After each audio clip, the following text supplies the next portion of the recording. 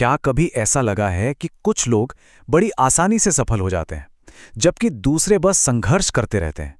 आज हम सफलता के पीछे छुपे एक ऐसे ही तर्क को समझने जा रहे हैं, जो शायद हमारे सोचने का तरीका ही बदल दे। ये बात हम सब ने कहीं ना कहीं सुनी ही है और शायद कभी-कभी महसूस भी की है। अच्छे लोग हमेशा पीछे रह जाते हैं। सफलता की दुनिया में इसे अक्सर एक कड़वे सच की तरह देखा जाता है। लेकिन सवाल ये है कि क्या वाकई ऐसा है?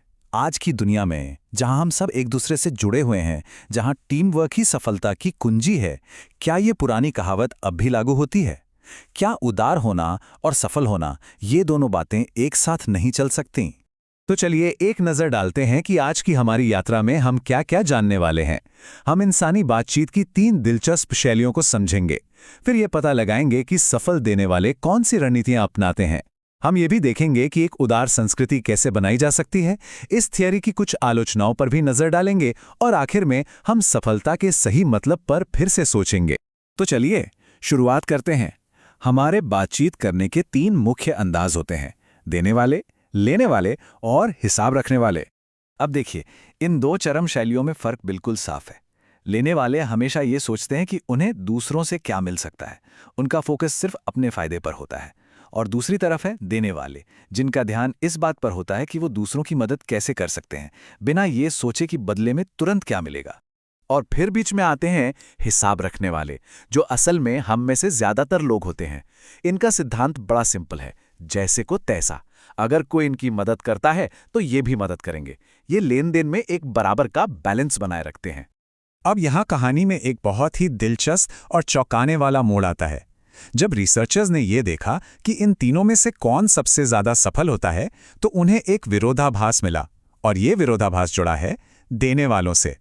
रिसर्च से पता चलता है, जैसा कि ये चार्ट दिखा रहा है, कि देने वाले लोग सफलता के दोनों छोरों पर मिलते हैं। जी हाँ, वे सबसे कम सफल लोगों में भी होते हैं और सबसे ज्यादा सफल लोगों में भी, जबकि लेने वाले और हिसाब रखने वाले ज्यादातर बीच में ही रहते हैं। तो सवाल ये है कि ऐसा क्यों है?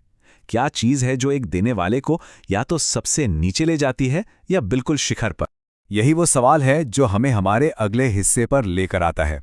आखिर सफल और असफल देने वालों में फर्क क्या है? वो दूसरों के लिए पायदान बनने से कैसे बचते हैं और टॉप पर कैसे पहुंचते हैं? चलिए इसी गुत्थी को सुलझाते हैं। इसका जवाब एक छोटे से लेकिन बहुत ही पावरफुल माइंडसेट शिफ्ट में छिपा है। सफल देने वाले पूरी तरह से निस्वार्थ नहीं होते, वे दूसरों के हित में सोचते हैं। मतलब वो दूसरों की मदद तो करते हैं, लेकिन साथ ही अपने हितों और लक्ष्यों को भी नहीं भूलते। ये स्वार्थ और निस्वार्थता के बीच का एक स्मार्ट बैलेंस है। तो ये सफल देने वाले आखिर करते क्या हैं? पहला, वो बाउंड्री सेट करते हैं। वो हर किसी की हर समय मदद नहीं करते, जिससे वो बर्नआउट से बचते हैं। दूसरा, वो शक्तिहीन कम्युनिकेशन का इस्तेमाल करते हैं। मतलब आदेश देने के बजाय वे सलाह मांगकर और सवाल पूछकर विश्वास बनाते हैं। तीसरा, वो अपने काम का असर देखते हैं, जिससे उन्हें एनर्जी मिलती है और वो मोटिवेटेड रहते हैं। और चौथा, जो बहुत जरूरी है, वो खुद भी मदद मांगने से नहीं शर्माते। वो जानते हैं कि मदद लेना लेने वाले जैसा बर्ताव नहीं है। और हाँ, ये एक बहुत जरूरी बात है जिसे याद रखना चाहिए। एक सफल देने वाला होने का मतलब हमेशा हाँ में हाँ मिलाना नहीं होता।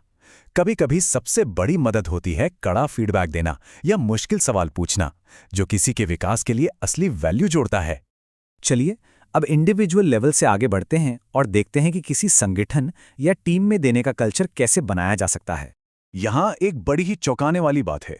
किसी टीम में एक लेने वाले का नेगेटिव असर एक देने वाले के पॉजिटिव असर से 2 से 3 गुना ज्यादा होता है। सोचिए जरा, एक सड़े हुए सेब की तरह एक लेने वाला पूरे ग्रुप का माहौल खराब कर सकता है। इसलिए अच्छे लोगों को टीम में लाने से भी ज्यादा जरूरी हो जाता है गलत लोगों को बाहर रखना। तो फिर सवाल ये उठता है कि किसी को काम पर रखते समय एक लेने वाले को पहचाना कैसे जाए? खैर, इसका एक बहुत ही कारगर तरीका है। इसका एक बड़ा स्मार्ट तरीका है।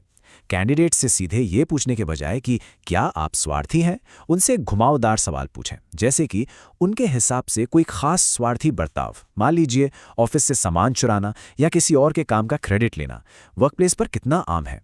जो लोग मानते हैं कि ऐसा बर्ताव बहुत आम है, उनके खुद लेने वाले होने की संभावना ज्यादा होती है, क्योंकि वो अपने बर्ताव को दूसरों पर प्रोजेक्ट करते हैं। लेकिन असली पहचान तब होती है जब उनसे पूछा जाता है, आपको ऐसा क्यों लगता है?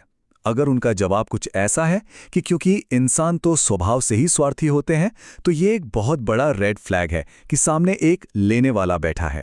अच्छा, लेने वालों को बाहर रखने के अलावा देने वालों को पुरस्कृत करना भी उतना ही जरूरी है। कॉर्निंग नाम की एक कंपनी इसका एक बेहतरीन उदाहरण है। वहां सबसे बड़ा सम्मान पाने के लिए सिर्फ किसी बड़े आविष्कार का मुख्य आविष्कारक होना काफी नहीं था, बल्कि दूसरों के आविष्कारों में एक सहायक के तौर पर भी योगदान देना जरूरी था। इससे ये पक्का होता है कि सिर्फ व्यक्तिगत टैलेंट ही नहीं, बल्कि सहयोग और दूसरों की मदद को भी सम्मान मिले। एक उदार कल्चर बनाने का एक और बहुत ही पावरफुल तरीका है मदद मांगने को नॉर्मल बनाना।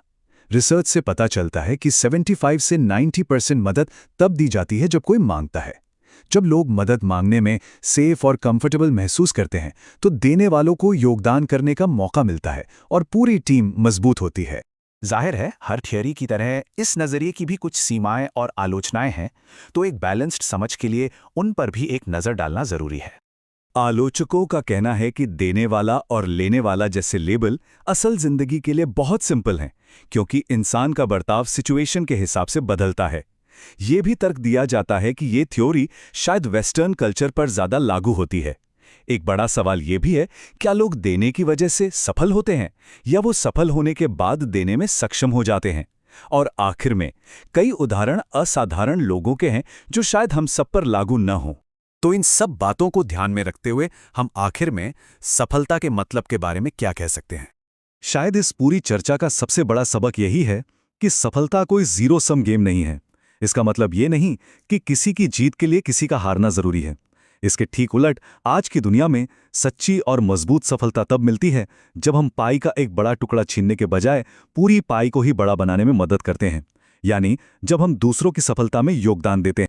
तो आखिर में ये सवाल हम सबके लिए है, अगर असली सफलता दूसरों को आगे बढ़ाने में है, तो हम आज अपने काम में, अपने रिश्तों में दूसरों के लिए और अपने ग्रुप के लिए वैल्यू कैसे बना सकते हैं? आज दूसरों को सफल होने में कैसे मदद करेंगे?